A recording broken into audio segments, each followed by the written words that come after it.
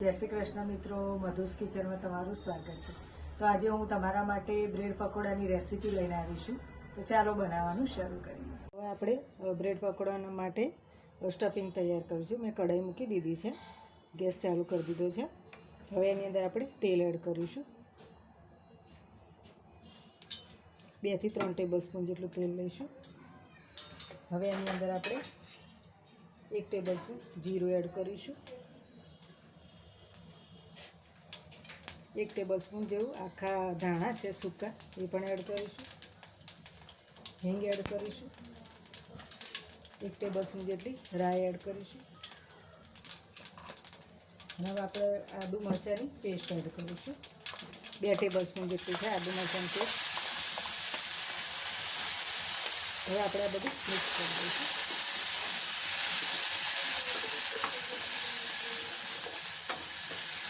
હવે એની અંદર આપણે હળદર એડ કરીશું। 1/2 ટેબલસ્પૂન જેટલી હળદર, ધાણા જીરું પાવડર 1 ટેબલસ્પૂન જેટલું, 1 ટેબલસ્પૂન જેટલું લાલ મરચું પાવડર, 1/2 ટેબલસ્પૂન ગરમ મસાલો, ટેસ્ટ પ્રમાણે મીઠું એડ કરીશું। મીઠું આપણે વધારે ઓછું લાગે તો પાછળથી આપણે એડ કરીશું। હવે આપણે 1 ટેબલસ્પૂન જેટલું પાણી એડ કરીશું। વધારે નથી કરવાનું, આપણા મસાલા સંતળાઈ જાય એ માટે આપણે એડ કરીશું। અને આ બધું પહેલાં મિક્સ કરી દઈશું। બટાકા લીધા છે, 500 ગ્રામ બટાકા લીધા છે, તેને બાફીને જ રાખ્યા છે, તે એડ કરી દઈશું અંદર।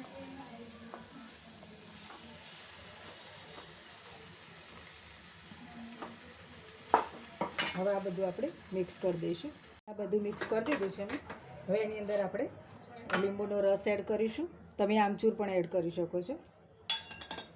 અને થોડું કાળું મીઠું આવે છે સંચળ, એ પણ એડ કરીશું અને ટેસ્ટ બહુ સરસ આવશે।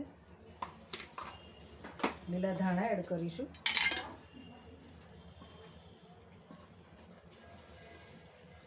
હવે આ બધું આપણે મિક્સ કરી અને થોડી વાર ઠંડુ થવા દઈશું। ગેસ બંધ કરી દેવા અને આપણે ઠંડુ થવા દઈશું। આપણું સ્ટફિંગ ઠંડુ થાય ત્યાં સુધી આપણે ખીરું બનાવી લઈશું। તો અત્યારે મેં ચણાનો લોટ લીધો છે, ગાય બેસન જે આવે છે એ લીધો છે। હવે એની અંદર આપણે થોડા ચીલી ફ્લેક્સ એડ કરીશું। હવે એની અંદર આપણે મીઠું એડ કરીશું સ્વાદ મુજબ। 1/2 ટેબલસ્પૂન જેટલી હળદર આપણે કલર માટે એડ કરવાની છે અને મીઠું ટેસ્ટ માટે। અને એની અંદર આપણે ચોખાનો લોટ એડ કરીશું 2 થી 3 ટેબલસ્પૂન જેટલું। જો તમારી જોડે હોય તો તમે એડ કરજો, નહીં તો ચાલે। તમે આની અંદર ચોખાના લોટની જગ્યાએ તમે સોજી પણ એડ કરી શકો છો। હવે આપણે આને થોડું થોડું પાણી લઈ આનું એક સરસ ખીરું તૈયાર કરીશું। હવે આપણે આ બધું મિક્સ કરી દઈએ। આપણે એની અંદર મીઠું એડ કરી દઈશું સ્વાદ મુજબ। આ રીતે ખીરું રાખવાનું છે, બહુ પાતળું પણ નહીં, બહુ જાડું નહીં, આ રીતે આમ એક સાથે પડે એક ધારે એ રીતે। જો જાડું રાખશો તો પકોડા કાચા રહી જશે, અને પાતળું હશે તો છૂટું પડી જશે, પકોડા ઉપર ચોટશે નહીં, પીશે। આ રીતે રાખવાનું છે। હવે આપણે આને 10-15 મિનિટ માટે રેસ્ટ આપીશું। બેટરને 10 થી 15 મિનિટ રેસ્ટ આપી દીધો છે। હવે એની અંદર આપણે સોડા જે આવે છે ખાવાનો એ એડ કરીશું 1/2 ટેબલસ્પૂન જેટલો। અને જે મેં કઢાઈમાં તેલ મૂકી દીધું છે, હવે આપણે ગરમ તેલ એડ કરીશું ખીરામાં, એટલે બેટર આપણું સરસ થશે। હવે આ બધું આપણે મિક્સ કરી દઈશું। મેં કઢાઈ બી મૂકી દીધી છે, તેલ મૂકી દીધું। આ 2 બ્રેડ લીધી છે મેં।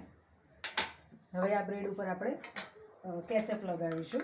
તમે કેચઅપની જગ્યાએ 2 ગ્રીન ચટણી પણ લગાવી શકો છો બંને બાજુ, પણ બાળકો ઘણા નથી ખાતા બહુ તીખું, એટલે આપણે થોડો ટામેટા કેચઅપ એક બાજુ લગાવીશું અને એક બાજુ આપણે ગ્રીન ચટણી લગાવીશું આની પર। તમે બંને બાજુ બી ગ્રીન ચટણી લગાવી શકો છો, પણ ઘણાના ઘરમાં બહુ તીખું નહીં ખાઈ શકતા ઘણા લોકો, એટલે આ રીતે તમારે એક જગ્યાએ ટામેટા કેચઅપ લગાવવાનું ને એક બાજુ ગ્રીન ચટણી। હવે આપણે ઉપર સ્ટફિંગ લગાવી દઈશું, જે આપણે આ બ્રેડ પકોડાનું બનાવ્યું છે એ આ રીતે લગાવી દઈશું હાથથી। લગાવી દીધું છે બટાકાનો માવો બ્રેડ ઉપર। અને હવે આપણે જ્યાં લગાવી છે ટામેટા કેચઅપવાળી બ્રેડ આ રીતે ભેગી કરી દઈશું અને આપણે આને કટ લગાવી દઈશું, કારણ કે આપણે આખી તળીશું તો આપણને તળતર નહીં ફાવે। આ રીતે કટ લગાવી દેવાની ક્રોસમાં, આ રીતે। હવે આપણે આ તેલ મૂકી દીધું છે. હવે એની અંદર આપણે તળી લઈશું. ખીરામાં પહેલાં ડીપ કરીશું. આ રીતે કરવાનું છે. ખીરું તમારે બહુ જાડું નહીં રાખવાનું, નકર પકોડા કાચા રહી જશે ઉપરથી. જે ચણાનું બેટર છે એ સરખું ચડશે નહીં. આ રીતે આપણે અંદર એડ કરી દઈશું. બીજું પણ એડ કરી દઈશું આ રીતે.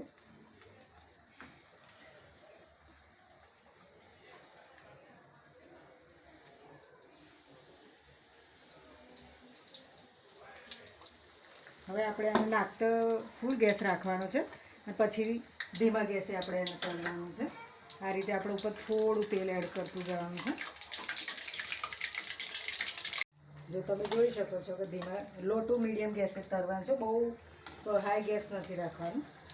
આ રીતે તળવાના છે.